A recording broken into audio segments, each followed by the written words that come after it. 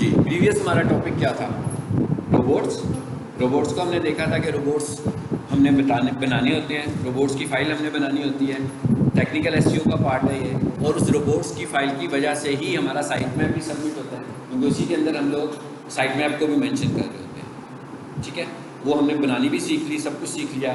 आप simply text file में भी बना सकते हो, साइट मैप भी सबमिट करना आपको बता दिया था, और आपका साइट मैप अब काम भी कर रहा है। अब आप जाकर देखोगे, पहले दिन शायद वो अभी एक्सपीरियंस करना था उसने, नहीं था चला, अब वो चल रहा है। ठीक है, आप उसको अपने सर्च कंसोल से देखोगे तो आपको सही नज़र आएगा, एक्टिव नज़र आएगा। अलबत्ता अब आप अगर उसे खोलोगे तो आपको उसमें बग्स नज़र आएंगे।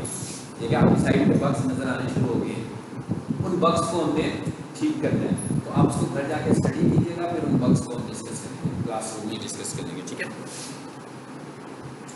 अच्छा जी, अब हम अगला एक और टॉपिक देखने लगे हैं। उससे पहले हम जरा ये देख लेते हैं, what is meta no index. ठीक है, अभी पहले हमने क्या पढ़ा था? पहले हम लोगों ने पढ़ा था कि हम इंडेक्सिंग कर रहे थे रोबोट से, डायरेक्ट रिपोर्ट्स की फाइल से ही इंडेक्सिंग करने लगे हुए थे। ठीक है, अब हम ये कह रहे हैं हमारे पास मल्टीपल पेजेस हैं, और हम उन पेजेस में से कुछ किसी एक पेज को इंडेक्स नहीं करवाना चाह रहे हैं। मैंने लास्ट टाइम की टॉपिक आपसे डिस्कस किया था। आज हम ये देखने लगे कि ये कैसे होगा। यानी अगर हम किसी पेज को इंडेक्स नहीं करवाना चाह रहे, और वो भी टेम्परेरी तौर पर रिपोर्ट्स फाइल को छेड़े बगैर, रिपोर्ट्स फाइल में कुछ नहीं कर रहे, बल्कि हम इंडिविजुअली फाइल में जाकर ये काम करने लगे कि भाई ये वाली फाइल जो है ये इंडेक्स ना हो। The no index directive is an often used value in meta tag। कहता है कि ये आपने किस जगह पे बताना, जाकर मेटा टैग में जाकर बताना, यानी कि हेड पोर्शन में जहाँ पर मेटा डिक्लेरेशन सारी हो रही होती है। That can be added to the HTML source code of a web page to suggest search engines। हम क्या करेंगे कि सर्च इंजन को सजेस्ट करेंगे। अब हम फाइल के अंदर, एक फाइल के अंदर से हमारी जो वेब पेज है वो नंबर ऑफ फाइल्स है, कॉम्बिनेशन ऑफ फाइल्स है, उसमें इंडेक्स की फाइल है, अबाउट अस का पेज है, गैलरी का पेज है, बहुत सारे पेजेस हो सकते हैं। तो ये कह रहा है कि आप ये डायरेक्टिव दोगे, किस जगह पर जाकर दोगे? हेड में जाकर दोगे, उस खास फाइल के हेड में जाकर दोगे जिसमें आप देना चाह रहे हो। Can be added to HTML source code of a web page to suggest search engines. और खास तौर पर ये डायरेक्टिव किसके लिए है? गूगल के लिए। ठीक है, लाजमी बात है, गूगल के अलावा किसी और को देना होगा तो बड़ा लंबा पार्ट बताना पड़ेगा, हमें सब कुछ बताना पड़ेगा। To not to include the particular page into its search results. ये भी ये वाला खास पेज आपने सर्च रिजल्ट में ऐड नहीं करना, यानी कि इसको इंडेक्स नहीं करना। ठीक है, अब ये बात हम कैसे कहेंगे? यहाँ पर दो अगर हम देखें तो हमें एट्रीब्यूट नजर आ रहे हैं। एक एट्रीब्यूट में मैंने लिखा हुआ है नो इंडेक्स, और एक एट्रीब्यूट में मैंने लिखा हुआ है नो फॉलो। ठीक है, अब ये नो फॉलो का क्या कॉन्सेप्ट है, ये एक अलग से टॉपिक भी है जो हम आगे भी पढ़ेंगे, यहाँ थोड़ा सा मुख्तसर आपको बताऊंगा। सबसे पहले लिखा हुआ है prevents the page from being included in the index. यानी अब हम उसे मना कर रहे हैं कि इस पेज को इंडेक्स के पेज में ना लेकर आओ। देखिए हमने कुर्सियाँ उठा दी, जो लेट आ रही हैं अब हम कह रहे हैं कि देख लें कुर्सी ठीक है, लेकिन दूसरे रूम से ड्रैग कर लीजिए। यानी अब हम इस जगह पर बता रहे हैं कि भाई इसको इंडेक्स करना है या इंडेक्स नहीं करना। ये फाइल लेवल इंडेक्सिंग होने लगी हुई है। ठीक है, दूसरी चीज क्या लिखी हुई है? No follow. अब फॉलो का क्या मतलब होता है? फॉलो का ये मतलब होता है कि हमने लिंक्स भी तो यूज किए हुए, हाइपर लिंक्स यूज किए हुए। अब हम किसी हाइपर लिंक, जब हम इंडेक्स नहीं करवाना चाहते, तो मैंने आपको क्या बताया था, दो तरीकों से होता है ना इंडेक्स। प्रीवियस लेसन में बताया था कि हमने ये तो कह दिया कि भाई अबाउट अस को इंडेक्स नहीं करो, ठीक होगी बात कि वो इंडेक्स नहीं कर रहा, लेकिन इंडेक्स मेन फाइल के अंदर उसका लिंक पड़ा हुआ है, और जब मेन फाइल को इंडेक्स कर रहा है तो उस लिंक की वजह से वो भी इंडेक्सिंग होनी शुरू होगी, इसलिए कि वो भी लिंक को फॉलो कर रही है। ठीक है, अब लिंक्स के दो बिहेवियर होते हैं, एक होता है लिंक्स फॉलो करना और एक होता है लिंक को फॉलो ना करना। ठीक है, अब लिंक को फॉलो ना करने का मतलब ये नहीं कि क्लिकेबल या नॉन क्लिकेबल, ये बात नहीं कर रहे। हम ये कह रहे हैं कि लिंक को फॉलो भी करवाना है कि फॉलो नहीं करवाना। फॉलो करवाने का फायदा क्या है?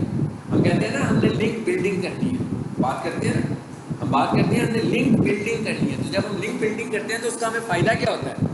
यानी मैंने किसी और जगह पर जाकर अपना लिंक लगा दिया तो मुझे उससे क्या मिलेगा? अगर मैं ये सपोज करूँ, मैं तो ज़्यादा से ज़्यादा यही सोचूंगा कि भाई ठीक है उसके अंदर लिंक नज़र आ रहा है, बस खत्म होगी बात। यहाँ तक की बात है ना, यहाँ तक बात नहीं है।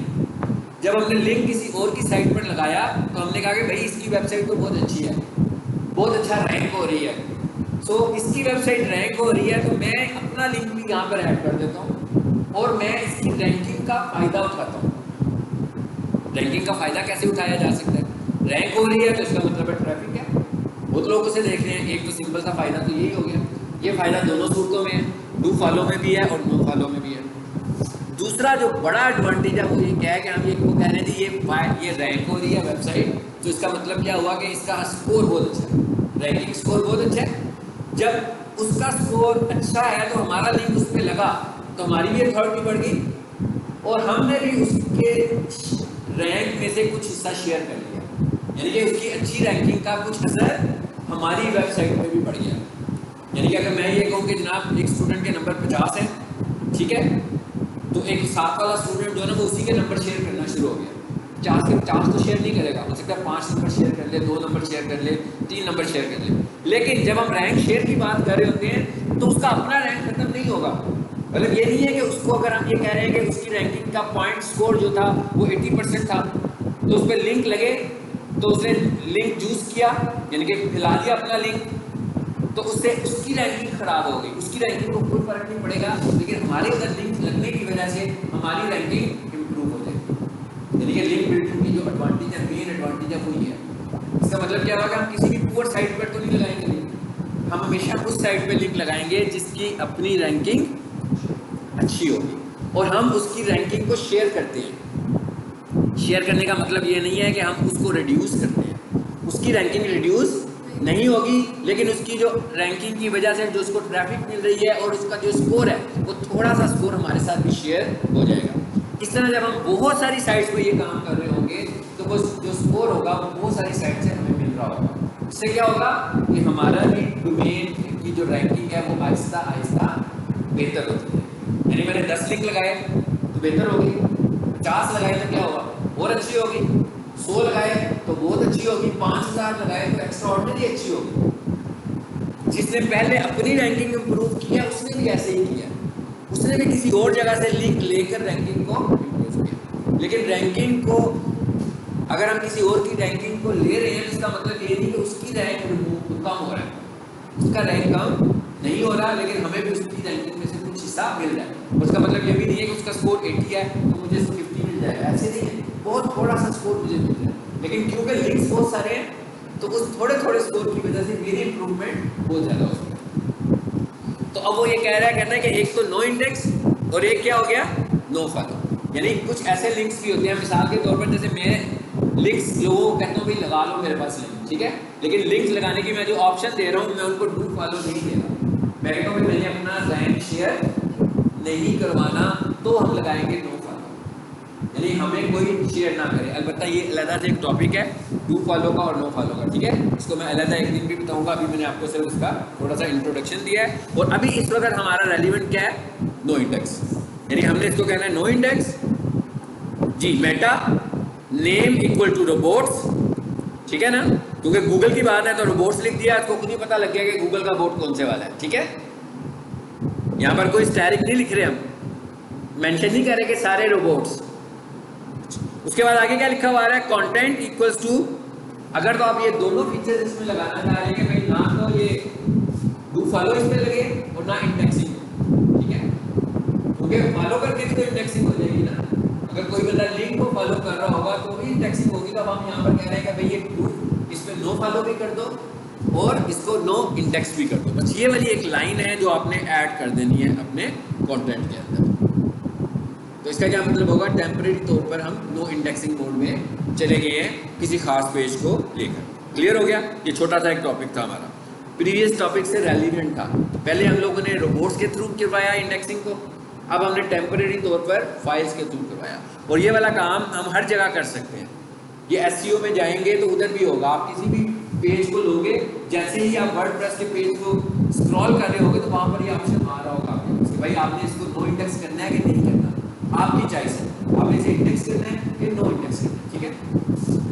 चलिए अब आगे आ जाते हैं, अगला टॉपिक क्या है जी हमारा, how to fix 404 page error. अच्छा, ये 404 एरर क्या होता है? ये एक एरर है जो हमारी वेबसाइट पे आ सकता है 404 का, ठीक है। और ये 404 का एरर करता क्या है, बेसिकली ये उस वक्त आता है जब आपका कोई पेज अवेलेबल नहीं होता। मिसाल के तौर पर मैंने एक अबाउट अस का पेज बनाया था, काम हो रहा था, सब कुछ ठीक हुआ, बाद में मैंने इसमें कुछ चेंजेस की और मैंने प्लान किया कि भाई अबाउट अस के पेज को जो है ना चेंज कर देते हैं।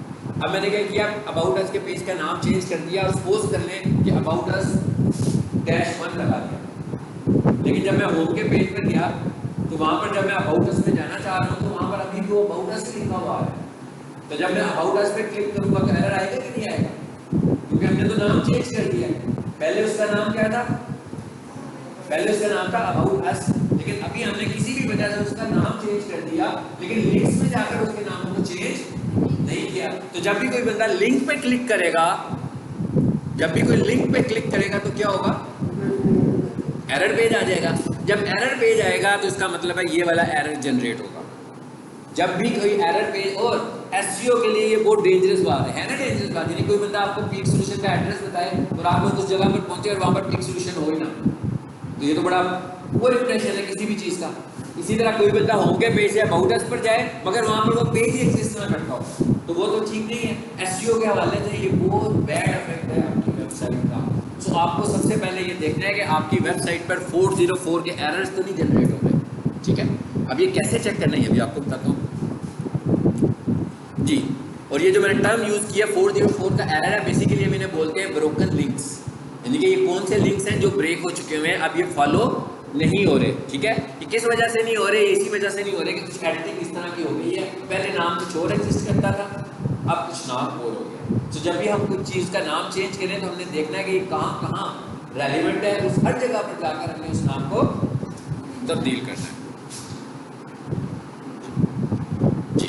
Find your current broken links, यानी कि अब हमें करना क्या है, हमें अपने ब्रोकन लिंक्स को ढूंढना है, सिंपल सी बात है, ऐसे ही है ना। यानी कि अब एक और टॉपिक हम देख रहे हैं एसईओ के लिए। एसईओ का एक फैक्टर हम और आज नया देख रहे हैं, वो क्या है कि भाई अपनी वेबसाइट को लाइव करने से पहले ब्रोकन लिंक्स भी उसके चेक करो कि क्या उसके ब्रोकन लिंक्स तो नहीं है वेबसाइट में, ठीक है। कितनी लिंक्स आ रही हैं नीचे देखो, आ रहे हैं ना। A number of website provide free tools, ये फ्री टूल्स है ब्रोकन लिंक चेक कर। एएचरेफ सबसे स्ट्रॉन्ग जो हमारे पास यूआरएल है वेबसाइट है वो एएचरेफ की है और सबसे एक्सपेंसिव भी है ये, यानी इस पर आपको अकाउंट बनवाओगे तो अच्छा खासा आपका खर्चा आता है इसमें जी। एएचरेफ, broken link checker, dead link checker, broken link checker, ये 3 लिंक्स मैंने दिए हैं। ये फाइल अभी मैं ग्रुप में शेयर कर देता हूँ। ये 3 लिंक्स मैंने दिए हैं, इन 3 लिंक्स में से किसी को भी फॉलो कर लें, अदरवाइज आप खुद भी गूगल कर लो, ब्रोकन लिंक चेकर लिखेंगे तो इतने सारे टूल्स आ जाएंगे, ठीक है। उनमें से किसी टूल को ले लो, तो ये सबसे अच्छे टूल्स हैं। इनमें सबसे अच्छे वाला टूल जो है वो एएचरेफ का है। तो कैसे चेक करना है हम लोगों ने, ठीक है, हम देख लेते हैं इसे, हमने चेक कैसे करना है। नहीं, यहाँ तक जो काम कर रहे हैं, वैसे एएचएफ को अगर आप पूरा इस्तेमाल करना चाहते हैं तो ये ठीक है। हाँ, ये इतना काम हम फ्री कर लेंगे इसका, ठीक है। चलिए जी, मैं यहाँ से कोई भी खुल लेता हूँ। ब्रोकन लिंक्स चेकर,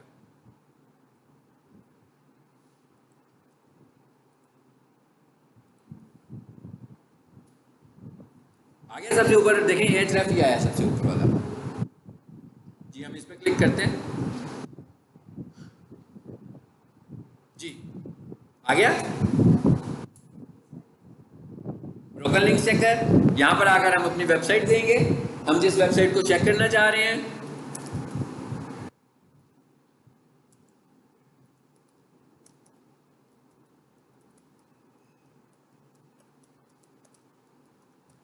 ये मैंने एक वेबसाइट दे दी इसको, चेक ब्रोकन लिंक्स जी। आई एम नॉट रोबोट, इसको हम क्लिक कर देंगे, ठीक है। एक लिंक है इसके पास,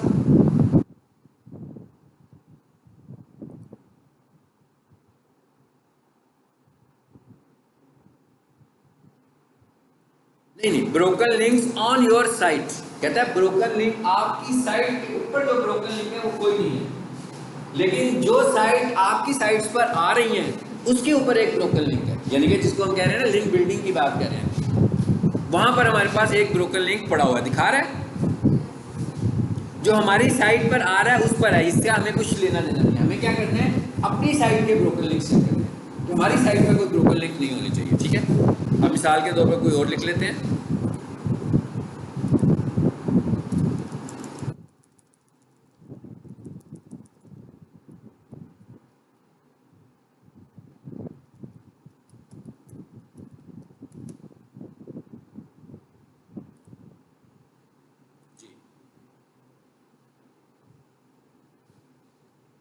कितने कह रहे हैं अब? 6 लिंक्स हैं, ठीक है।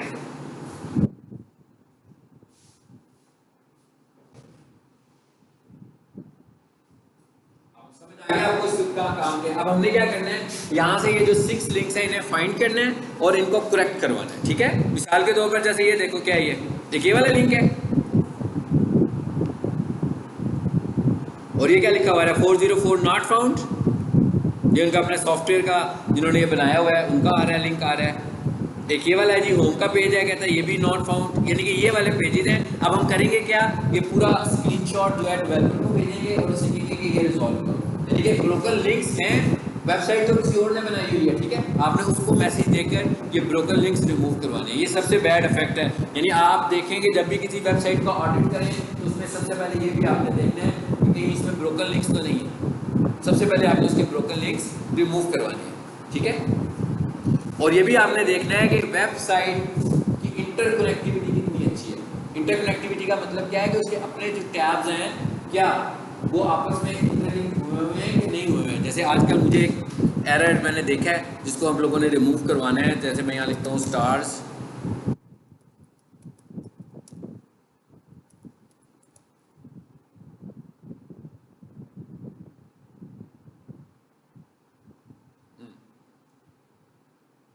यहाँ से हम आ गया अबाउट अस पे।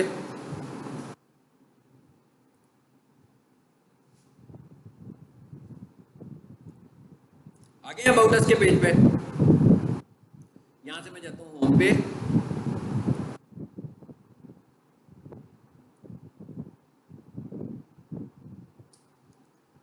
हाँ जी, गया पेज?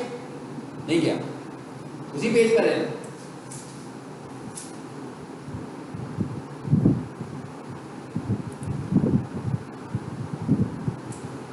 ये इंटरकनेक्टिविटी है, इसको भी आपने चेक करना है कि आपके 6 टैब्स बने हुए हैं, अगर देखे नहीं जा रहा ना वापस उसी जगह पर ही रुका हुआ है। इसका मतलब है ये बहुत बड़ा एक बग आया हुआ है इनकी वेबसाइट के ऊपर, कि मतलब एक बंदा एक जगह से जब दूसरी जगह पर आ गया, जब क्लिक करेगा तो कहेगा इनकी तो वेबसाइट में कोई इशू चल रहा है, कितनी स्पैम हुई है, क्या हुआ है इनकी वेबसाइट में। यानी कि किसी भी पेज से कोई वापस नहीं जा रहा।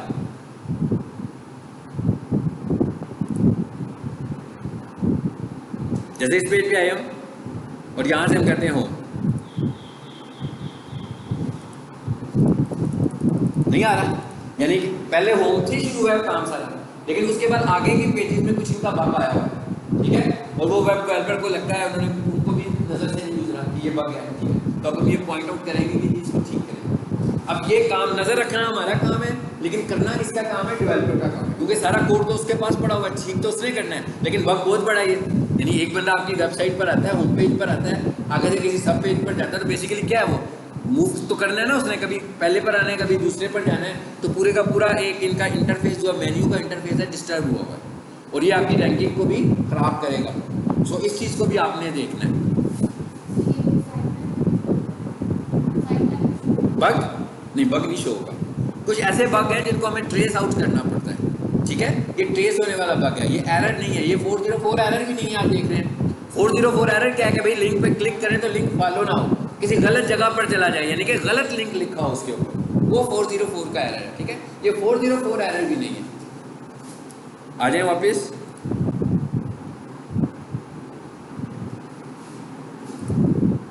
ठीक हो गया जी, ये भी हो गया, 2 टॉपिक्स हो गए हमारे। मेटा नोइंगनेस को भी हमने देखा और 404 को भी देखा। अब एक और अहम टॉपिक देखते हैं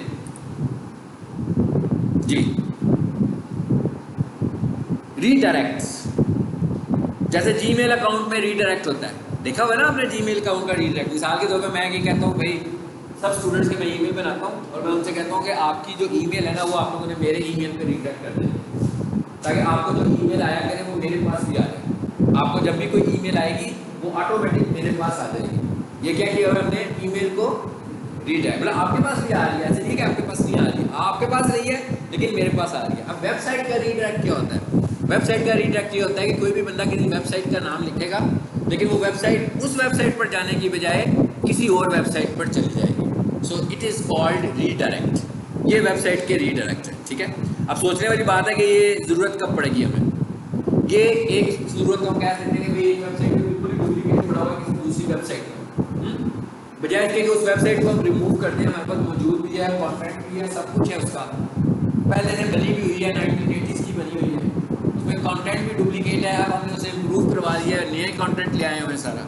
तो मैं कहता हूँ बजाय इसके कि उसको हम शट डाउन कर दें, हम उसको रीडायरेक्ट करवा देते हैं कि कोई भी बंदा उस वेबसाइट का नाम लिखे तो उसके न्यूएस्ट वर्जन पर चली जाए, यानी कि एक डुप्लीकेशन का कंट्रोल भी इसमें आ गया। अब हम जरा एक्चुअल इसका पर्पस देखते हैं कि रीडायरेक्ट्स कितनी तरह के हैं हमारे पास जो हमसे रेलिवेंट है जी। A redirect is a way to send both users and search engines to a different URL from the one they originally requested। यानी आप जो भी URL टाइप करोगे उस पर जाने की बजाय, यानी मैं लिखूंगा abc.com, लेकिन जब उस पर रीडायरेक्ट लगा होगा तो वो कहाँ चली जाएगी? xyz.com, यानी कि abc खुलेगा ही नहीं। मैं लिखूंगा abc, जाएगा कहाँ? xyz के ऊपर। तो इसका मतलब क्या हुआ कि वेबसाइट रीडायरेक्ट हुई है, यानी कि ये तो हमें पता लग गया कि इस तरह वेबसाइट रीडायरेक्ट हो रही है कि नाम हम कुछ और लिखेंगे जाएगी वो कहीं और। इसका मतलब क्या हुआ कि वेबसाइट रीडायरेक्ट है। और अगर हम थोड़ी देर के लिए रीडायरेक्ट को कंपेयर करें कैनोनिकल से, कैनोनिकल क्या है? फिजिकल रीडायरेक्ट नहीं है, ऐसे ही है ना, फिजिकल रीडायरेक्ट तो नहीं है, यानी कि आपने अबाउट अस में कैनोनिकल लगाया तो कोई बंदा अबाउट अस के पेज पर जाएगा तो इंडेक्स पे तो नहीं आएगा, लेकिन आप क्राउलर को बता रहे हैं कि भाई ये अबाउट अस को रीडायरेक्ट कर दो होम पर। सिर्फ क्राउलर को बता रहे हैं, क्लाइंट को नहीं बता रहे, यूजर को नहीं कहेगा। लेकिन रीडायरेक्ट में आप यूजर को भी कह रहे हैं और यूजर को भी कह रहे हैं और क्राउलर को भी कह रहे हैं, यानी दोनों के दोनों ही रीडायरेक्ट हो रहे हैं। असल में बात क्या है कि डुप्लीकेट कंटेंट है तो कैनोनिकल भी क्या करता है, क्राउलर को कहता है भाई इसको ना पढ़ो उसको पढ़ो। लेकिन जब रीडायरेक्ट लगाते हैं तो हम कहते हैं डुप्लीकेट कंटेंट है, इस पे नहीं आना, उस पर चले जाना, यानी वो एक फिजिकल मूवमेंट भी है, जबकि ये फिजिकल मूवमेंट नहीं है।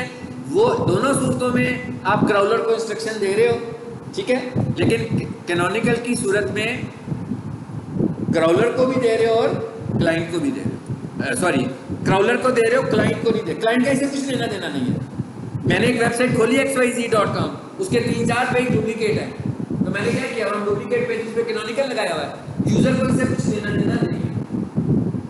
लेकिन जब हमने रीडायरेक्ट लगाया हुआ है तो कोई बंदा अबाउट अस के पेज पर जाता है तो यूजर खुद से मूव हो जाता है, अबाउट अस से मूव होकर होम पर आ जाता है, गैलरी से मूव होकर होम पर आ जाता है, कॉन्टैक्ट अस से मूव होकर होम पर आ जाता है। इसका मतलब क्या हुआ कि फिजिकल मूवमेंट हो रही है, फिजिकल मूवमेंट हो रही है ना रीडायरेक्ट। मतलब मैं तो लिख रहा हूँ, गैलरी के बटन पे क्लिक किया तो गैलरी का पेज खुलना चाहिए ना, गैलरी का पेज नहीं खुलता बल्कि क्या खुल जाता है, होम का पेज दोबारा खुल जाता है। मैं अबाउट अस पे क्लिक करता हूँ तो अबाउट अस की बजाय होम का पेज ही दोबारा खुल जाता है, तो रीडायरेक्ट हुआ हुआ है ना जी। पता लगे रीडायरेक्ट क्या होता है, ये भी आपको मैंने समझाया है और मैंने आपको कंपैरिजन भी करवाया कि रीडायरेक्ट और कैनोनिकल दोनों को आपस में क्या कंपैरिजन है। कैनोनिकल क्या है? फिजिकल रीडायरेक्ट नहीं है, लॉजिकल है ना, जिसमें हम सिर्फ और सिर्फ क्राउलर को बता रहे हैं कि भाई ये असल नहीं है, वो वाला असल है, उसको देखो। लेकिन जब हम रीडायरेक्ट में जाते हैं तो हम क्राउलर को भी कहते हैं कि ये असल नहीं है और यूजर को भी कहते हैं ये वाला असल नहीं है, उधर चले जाओ, वो वाला असल है।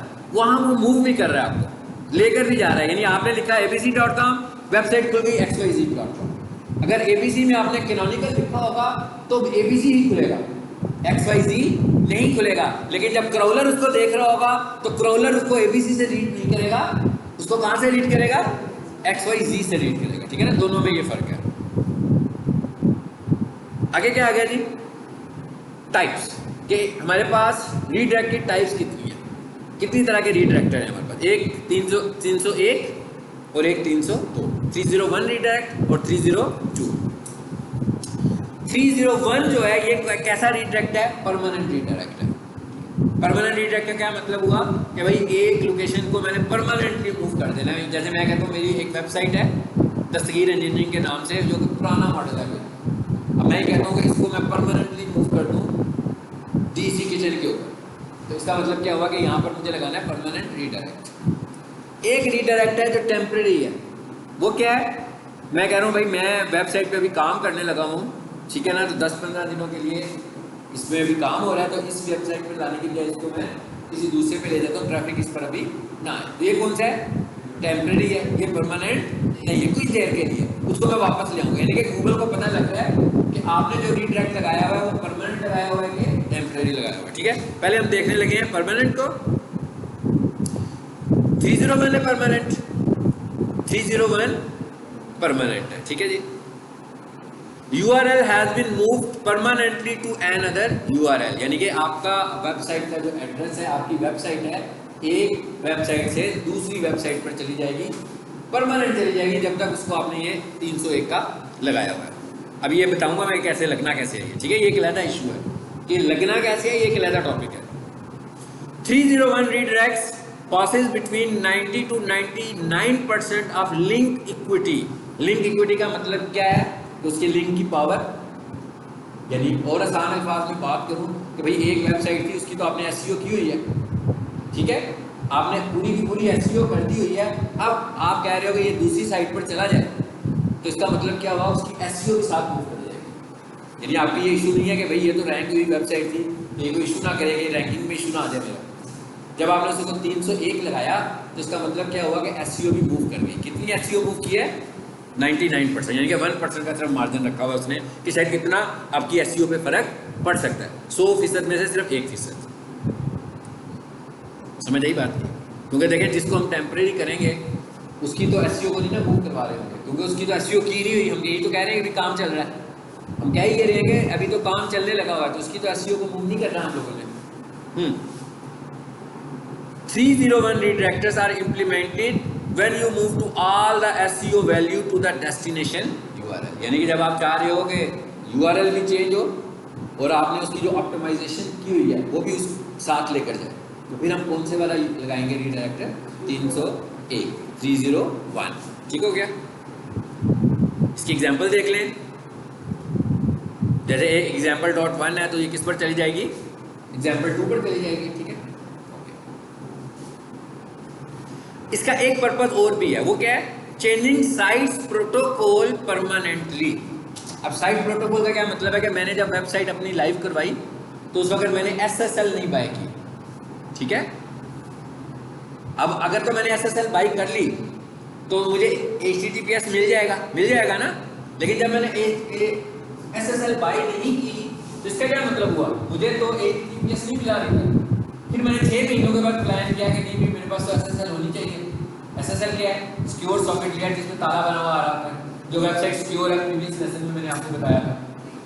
अब क्या होना है, अब तो आपके दो URL हो गए ना, फिर एक एड्रेस क्या है HTTP के साथ जो कि सिक्योर नहीं है, और एक एड्रेस क्या है HTTPS के साथ जो सिक्योर है। जब आपने पहले परचेज किया था तो पैसे नहीं थे खर्चे हुए HTTPS के, इसका मतलब है कि अब आपने कहाँ जाना है, पैसे खर्चने के बाद आपने कहाँ पे आना है, HTTP पे आना है कि HTTPS पे आना है, कहाँ आना है। इसका मतलब क्या हुआ, रीडायरेक्ट हो रहा है कि नहीं हो रहा। अब इस सूरत में भी हम रीडायरेक्शन चाहते हैं, टेम्परेरी के परमानेंट। अब तो परमानेंट पैसे खर्च नहीं है ना, अब तो परमानेंट रीडायरेक्शन चाहिए हमारी। हाँ अलबत्ता ये एक चीज़ है कि जब उनकी पेमेंट एक्सपायर होगी तो आपको वापस वो HTTP में ले आएंगे, फिर आप पैसे दोगे, फिर चल पड़ेगा वो HTTPS। तो इसका मतलब साबित क्या हुआ कि परमानेंट रीडायरेक्ट को हम इस काम के लिए भी इस्तेमाल करते हैं। यानी कि परमानेंट रीडायरेक्ट को हम इस मकसद के लिए भी इस्तेमाल करते हैं कि भाई हमने HTTP से मूव करना है। जैसे मैं आपको एक वेबसाइट खोल कर दूँ, दिखाऊं, अगर जैसे ये है, SSL अप्लाइड है कि नहीं है ना अप्लाइड, ठीक है। अब मैं ये कहता हूँ ये है,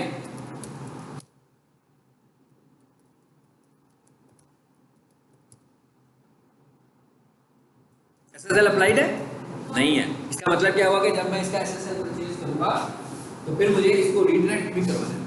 SSL परचेज करके मैं इस वक्त ये HTTP पर चल रही है, HTTPS पर नहीं चल रही, तो मैं कहूँगा भाई इसको HTTPS पर ले जाओ। तो फिर मैं क्या करूँगा, 301 का रीडायरेक्टर इसको आ जाए वापिस।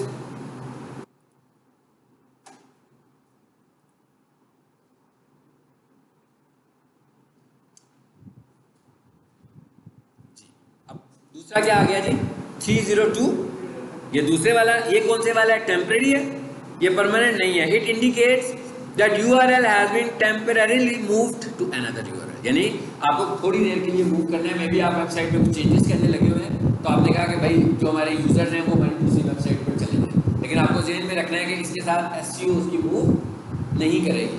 जब आप टेम्परेरी रीडायरेक्टर लगाओगे तो उसके साथ SEO की वैल्यू जो है वो साथ मूव नहीं करेगी, सिर्फ वेबसाइट मूव करेगी, क्योंकि टेम्परेरी तौर पर है जी। Search engine don't immediately pass page rank to the destination URL, यानी ये उसको SEO का स्कोर पास नहीं करेगी इस सूरत में। उसके बाद 302 does not indicate that the destination URL should be indexed, और ये जब लगा होगा तो उसका मतलब क्या है कि वो उसको इंडेक्स करेगा कि नहीं करेगा, पहले जो इंडेक्स हो चुका होगा करेगा, इसको खुद से अलग से तो कर रहा होगा, लेकिन उसकी वजह से नहीं कर रहा होगा कि जो इंडेक्सिंग क्वालिटी हमने उसमें मेंटेन की थी वो यहाँ आ रही है, यानी उसकी SEO उधर ही रह गई है। जब आपने ये वाला 302 वाला लगाया है तो आप उसकी SEO को पास नहीं कर रहे, ठीक है okay. It can be used in the cases of A/B testing. A/B testing क्या होती है? A/B टेस्टिंग का ये मतलब है कि आपने अपनी वेबसाइट के 2 वर्जन बना लिए, ठीक है, और आप देखना चाह रहे हैं कि भाई मुझे अच्छा रिजल्ट कौन सा वर्जन मुझे दे रहा है, पहला वर्जन के दूसरा वर्जन, यानी 2 बना लिए तो लास्ट में 2 वेबसाइट को एक जगह पे तो लाइव नहीं कर सकते आप, नहीं ना कर सकते, तो आपने क्या किया, उसको फिर रीट्रैक करके देख लिया, एक वेबसाइट को आपने रीट्रैक कर लिया और एक को दूसरी पे रख लिया, दूसरी डोमेन पे रख लिया और फिर दोनों को क्रॉस कंपैरिजन किया। यानी बेसिकली ये पर्पसेस मैं बता रहा हूँ कि किन किन पर्पसेस में हम इन्हें इस्तेमाल कर सकते हैं। A/B टेस्टिंग का क्या मतलब है? A/B टेस्टिंग का बिल्कुल यही मतलब है कि आधा घंटा आपको मैं पढ़ाऊँ, मैं चला रहा हूँ, एक और डिजिटल मार्केटिंग के टीचर हैं और आधा घंटा वो आपको पढ़ाए, ठीक है, तो आप A/B टेस्टिंग कर रहे हैं, आप देख रहे हैं कौन अच्छा पढ़ा रहा है, ठीक है। इसी तरह हमने ये कहा कि भाई मैंने 2 वेबसाइट्स बना दी है, मैं वेबसाइट की क्वालिटी और SEO की क्वालिटी को चेक करना चाह रहा हूँ कि भाई इन दोनों में से किस वर्जन की SEO क्वालिटी और वेबसाइट क्वालिटी अच्छी है, तो इस मकसद के लिए भी हम इस काम को करते हैं, ठीक है। यानी कि ये वाला एक वेबसाइट को तो मैंने वैसे लाइव कर दिया और एक वेबसाइट को मैंने किस लिए लाइव कर दिया, रीडायरेक्टर लगा के किसी और साइट पे भेज दिया, ठीक है। फिर दोनों को मैं देखूंगा कि भाई जैसे मैं कल देख रहा था, ये तो नहीं कि पहले एक को लगाऊं फिर रिमूव कर दूं फिर दूसरी को लगाऊं, मैंने दोनों को लाइव रख के रिजल्ट देखने हैं ना, एक दिन में तो नहीं देखने, हो सकता है मैंने 1 वीक A/B टेस्टिंग करनी हो कि भाई एक हफ्ते के बाद मुझे कौन सी वेबसाइट ज़्यादा अच्छा रिजल्ट दे रही है। एक को मैंने डोमेन पर लाइव कर दिया, ठीक है, यूँ कर ले, और एक को मैंने सब डोमेन पर लाइव कर दिया। सब डोमेन भी तो बन ही सकती है, या मैंने दोनों ही सब डोमेन बना ली और फिर मैंने रिजल्ट देखा कि कैसा रिजल्ट आ रहा है मेरे पास। जी ठीक हो गया, समझ आ गई बात की। ये भी मैंने आपको कॉन्सेप्ट दे दिया क्या होती है ये। अब ये होती कैसे है, ठीक है। दूसरा अहम बात ये है कि हम रीडायरेक्टर लगाते कहाँ हैं, इस जगह पे जाकर हमने रीडायरेक्टर लगाने हैं। रीडायरेक्टर आपने cPanel में जाकर लगाने हैं। रीडायरेक्टर्स हमने कहाँ लगाने हैं, cPanel में जाके लगाना है।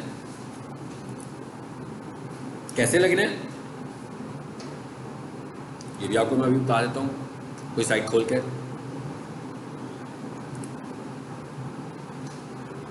चलो ये वाला टॉपिक भी हो गया, ये वाला टॉपिक भी हो गया। अब आ जाए जरा HTTP, अभी मैं इसको डिस्कस भी कर रहा था और इसको एक दफ़ा फिर डिस्कस कर देते हैं। ये तो भी आपको समझ में आ भी गया कि what is HTTP and what is HTTPS। यानी आप जब अपनी वेबसाइट बाय करोगे, मिसाल के तौर पर आपको होस्टिंग मिल गई 6,000 रुपये की, आपको डोमेन मिल गई 2,000 रुपये की, ठीक है, तो आपने 8,000 रुपये तो पहले ही लगा लिया होगा। उसके बाद वो आपको कहते हैं कि भाई 1 साल के लिए आप हमसे 1,800 रुपये में SSL भी ले लें, तो लाजमी बात आप छोड़ेंगे तो नहीं, सिक्योरिटी इंपॉर्टेंट है ना, अदरवाइज तो आपका डाटा लॉस हो जाएगा। तो हम क्या करेंगे, उसको भी परचेज कर लेंगे। जब हम उसको परचेज करेंगे तो इसका मतलब है कि हम HTTPS पर आ गए। अब हमें बाद में रीडायरेक्टर लगाने की जरूरत नहीं है, वो ऑलरेडी उन्होंने अपलोड ही HTTPS पे कर दी, हमारी वेबसाइट भी HTTPS पर है, गई है HTTPS पर है। लेकिन अगर कभी बाद में करना पड़ेगा तो फिर हम ये काम करने के लिए रीडायरेक्टर का इस्तेमाल करें, ठीक है। जैसे मैंने अभी आपको एक केस दिखाया है, वो कौन सा, दस्तगीर इंजीनियरिंग का केस, कि उसके ऊपर HTTPS नहीं लगा हुआ। तो जिस दिन मैं पेमेंट करूँगा फिर वो मुझे कहेंगे जनाब अप्लाई हो गई है, अब आप जाकर सेटिंग कर, फिर मैं सेटिंग करूँगा तो होगा। अगर फॉर एग्जाम्पल मैं पैसे नहीं देता और मैं कहता हूँ कि इसको HTTPS में कर दो, कुछ फायदा, एरर आ जाएगा, हमारी वेबसाइट खुलेगी नहीं। ठीक है, URL में एरर आना शुरू हो जाएगा। HTTPS is HTTP with encryption. ठीक है, HTTPS है क्या? बेसिकली ऐसे ही है जैसे मैं किसी को ये डिवाइस भेज दूँ, इस तरह भेज के जहाँ से वो गुजरेगा उसको ये डिवाइस नजर आ रही है सबको कि क्या चीज़ जा रही है ट्रैवल करते हुए यहाँ से। और एक चीज़ ये है कि मैं इसको किसी चीज़ में बंद कर दूँ, बॉक्स में इनक्लोज कर दूँ, बॉक्स बंद कर दूँ और कोई बंदा लेकर जाए, तो हर बंदा यही समझेगा कि बॉक्स जा रहा है, उसको पता नहीं इसके अंदर क्या चीज़ पड़ी हुई है। सो जब आप HTTPS ले लेते हो तो इसका मतलब होता है कि आपने अपने डाटा को इनक्रिप्ट कर दिया, तो वो नेटवर्क में जहाँ जहाँ से गुजर रहा होता है कोई भी बंदा उस डाटा को यूज़ नहीं कर सकता, यानी आपके हैक होने के या स्पैम होने के चांसेस ख़त्म हो जाते हैं। और ऐसी वेबसाइट जिनको HTTPS लगा होता है वो मोस्टली है नहीं होती अनटिल के कोई ऐसी वेबसाइट हो जो गवर्नमेंट की वेबसाइट हो जिसके पीछे ही हैकर्स पड़े हों कि भाई हमने करना ही करना है इसको, तो ज़्यादा चीज़ें यूज़ कर रहे हो तो फिर हम और टूल भी, फायरवॉल भी इंस्टॉल करवाएंगे, हम एंटीवायरस भी इंस्टॉल करवाएंगे, मतलब और भी बहुत सारी चीज़ें हमें अपने साथ इंस्टॉल करवानी है। To difference between the two protocols, HTTPS use TLS SSL to encrypt normal HTTPS request and response। ठीक है, वो क्या करता है कि आपको इनक्रिप्ट कर देता है HTTPS में, जबकि HTTPS नहीं है तो आपका डाटा इनक्रिप्टेड फॉर्म में नहीं है। हमने इस कॉन्सेप्ट को बहुत आसान लैंग्वेज में समझना है। बेसिकली ये पूरे का पूरा नेटवर्किंग का कॉन्सेप्ट है।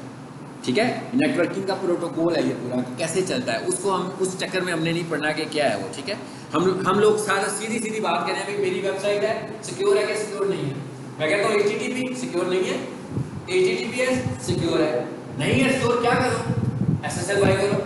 ठीक है, SSL बाय कर लिया, चल रही है, बाय करके रख दी, उन्होंने पेमेंट कर दी, क्लियर कर दी कि उनके पास पैसे भी चले गए हैं, वेबसाइट मेरी अभी भी HTTP पर है, मुझे क्या करना है फिर? इसका मतलब है मुझे क्या करना है? इम्प्लीमेंट करना है, उसको जाकर रीडायरेक्टर लगाना है कि भाई ये HTTP पर है, इसको ले जाओ HTTPS पर। जी, SSL क्या चीज़ है जी? Secure socket layer. इसको जस्ट मैं समझाऊंगा, इसमें आपने टेंशन में नहीं पड़ना। Secure socket layer is a standard security technology for establishing and encrypting link between server and client. यानी सर्वर से बेसिकली डाटा मिसयूज कहाँ पे हो रहा है? सर्वर से हो रहा है जहाँ पर आपकी होस्टिंग हुई है, और उसके बाद उस जगह जाने तक हो रहा है जहाँ कोई इसको खोल रहा है। यानी कोई भी बंदा आपकी वेबसाइट को खोलता है तो बेसिकली आपका वेबसाइट एक्सेस कहाँ से होती है? होस्टिंग सर्वर से, और किसी भी कंप्यूटर पे हो रही होती है। उस कंप्यूटर की क्या हालत है, हैक हुआ है, वायरसेस से भरा पड़ा है, ठीक है ना, कुछ भी हो सकता है ना वो कंप्यूटर। तो अगर आपने उसके ऊपर SSL लगाई है तो आपकी वेबसाइट सिक्योर है, अगर आपने SSL नहीं लगवाई तो आपकी वेबसाइट सिक्योर नहीं होगी। An SSL certificate is a bit of code on your web server that provides security for online communications। यानी कि ऑनलाइन कम्युनिकेशंस के लिए आपको सिक्योरिटी देती है कि आप जितनी कम्युनिकेशन ऑनलाइन कर रहे हो वो आपकी सिक्योर है, और खासतौर पर ऐसी वेबसाइट जिन पे क्रेडिट कार्ड की इंफॉर्मेशन और इस तरह का बहुत सारा डाटा होता है। ठीक है, तो उनके ऊपर SSL लगनी बहुत ज़्यादा ज़रूरी है, अदरवाइज उनका डाटा लीक हो सकता है, उनके क्रेडिट कार्ड की इंफॉर्मेशन जा सकती है। When a web browser contacts your secure website, the SSL certificate enables an encrypted connection. कहता है जैसे ही आप इधर से कोई रिक्वेस्ट करता है कि इस वेबसाइट को खोलो, तो वो क्या करता है, एक रिक्वेस्ट लेता है, लेकिन उसमें डाटा आपका इनक्रिप्ट होकर जाता है। इनक्रिप्ट होकर जाने का क्या मतलब है कि वो डाटा जब जा रहा होता है तो वैसा नहीं नजर आता जैसा डाटा है। यानी कि मिसाल के तौर पर हम ये कहेंगे वो कॉम्बिनेशन है 60 और 40% का सिंबल्स और कैरेक्टर्स का, तो उसको उल्टा कर देगा, रिवर्स मोड में दिखाएगा, इस तरह जाएगा। और डाटा ऐसे जाता भी नहीं है, डाटा बिट्स के सिग्नल में जाता है। जब नेटवर्किंग में डाटा ट्रैवल कर रहा होता है तो बिट्स के सिग्नल होते हैं, बिट्स के सिग्नल में डाटा नेटवर्क पर ट्रैवल कर रहा होता है। ठीक है जी, यहाँ पर कुछ एडवांटेजेस और कुछ डिसएडवांटेजेस लिखे हुए हैं। ठीक है, HTTP के और HTTPS के। हमने इसको कुछ सुनना वगैरह मैंने किसी से नहीं सुनी है चीज़ें, ठीक है, लेकिन ये आपको पता होनी चाहिए। HTTP स्टैंड्स फॉर और HTTPS stands for HTTP works at application layer. ये नेटवर्किंग का कॉन्सेप्ट है कि नेटवर्किंग में कितनी लेयर्स पे काम हो रहा होता है। ठीक है, तो ये जिस लेयर पे काम कर रहा होता है वो एप्लीकेशन लेयर है। ठीक है, और HTTPS works at transport layer. Application layer में क्या होता है, डाटा डिस्क्लोज हो रहा होता है, जबकि ट्रांसपोर्ट लेयर जो होती है वो ट्रैवलिंग मोड में होती है, उस वक्त डाटा आपका इनक्रिप्टेड फॉर्म में होता है। लेकिन जो हमारी एप्लीकेशन लेयर है वो यूजिंग फॉर्म होती है डाटा को यूज़ करने की। तो इसका मतलब क्या हुआ कि एप्लीकेशन लेयर में डाटा यूज़ हो रहा है, लीक होने के चांसेस ज़्यादा हैं। जबकि वो जब हमारे पास ट्रांसपोर्ट लेयर में है तो वहाँ पर तो डाटा है ही इंक्रिप्शन में, यानी किसी को डाटा नज़र तो आ रहा है मगर एक्चुअल डाटा नज़र नहीं आ रहा। इसकी जो डिफ़ॉल्ट पोर्ट होती है वो 80 होती है, इनकी वर्चुअल पोर्ट्स होती हैं जिनके थ्रू ये डाटा कम्युनिकेट कर रहा होता है, और इसकी जो डिफ़ॉल्ट पोर्ट होती है वो 443 होती है।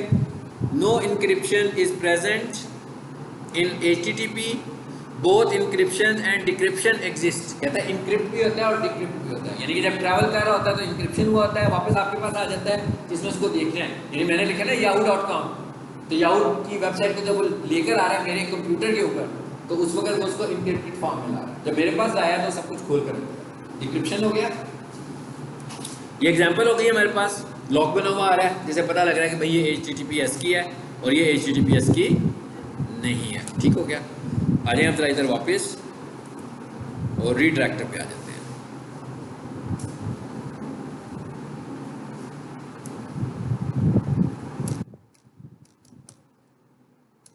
जी कहाँ चले जाएं हम? सी पैनल खोल लें।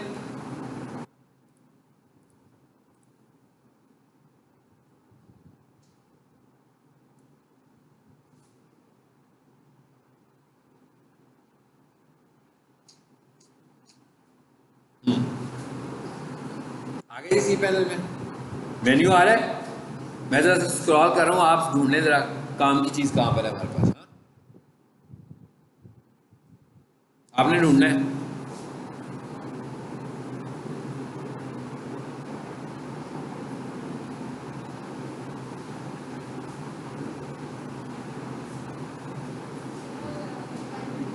नजर आएगा रिडायरेक्ट,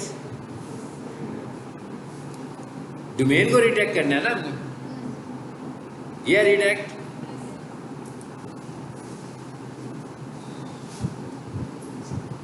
आगे रिडायरेक्टर्स भी आ गया हमारे पास। जी कहता है कौन सा रिडायरेक्टर लगाना है आपने, 301 के 302, यही पढ़ा ना हम लोगों ने। आगे से क्या पूछ रहा है, HTTPS किसको लगाना है आपने? मैं लगाऊंगा किसी को नहीं, चल इसको लगा लेते हैं थोड़ी देर के लिए। ये क्या जी, फॉर्मल वुमेन ड्रेसिंग,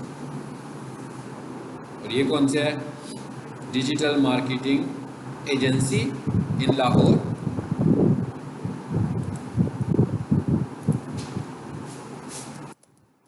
ये भी किसी स्टूडेंट ने बनाया हुआ है।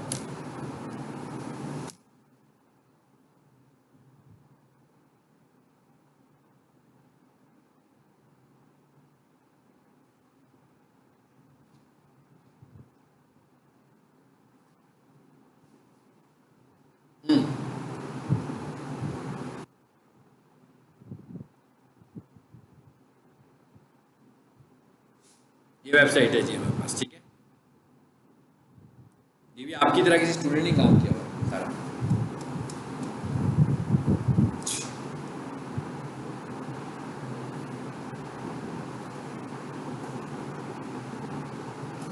इसने यहाँ से नंबर चेंज नहीं किए हुए। अब हम इस वेबसाइट को रीडायरेक्ट करने लगे हैं किसी और वेबसाइट पर।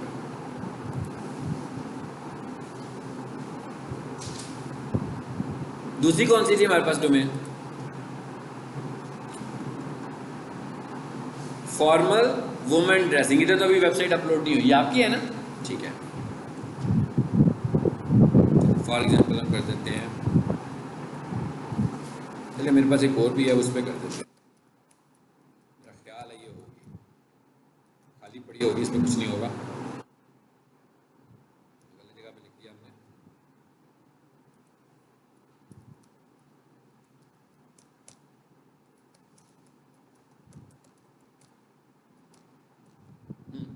इस पे लेके जा रहा हूँ मैं इसको, इधर से इस पे लेकर जा रहा हूँ, ठीक है।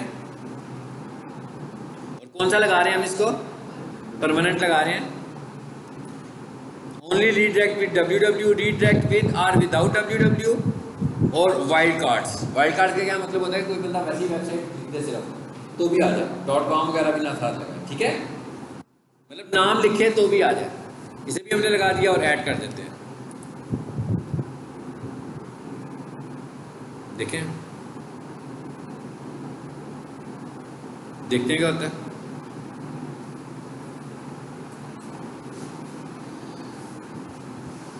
हो गई है, मैसेज आ गया ना,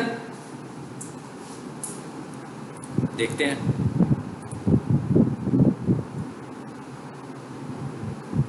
चेंज हो गई,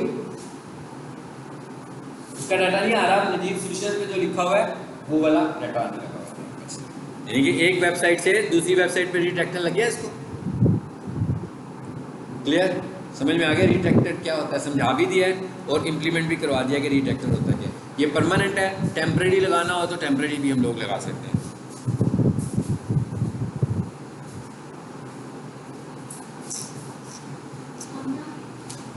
अटेंडेंस लगवा लें आप लोग अपनी।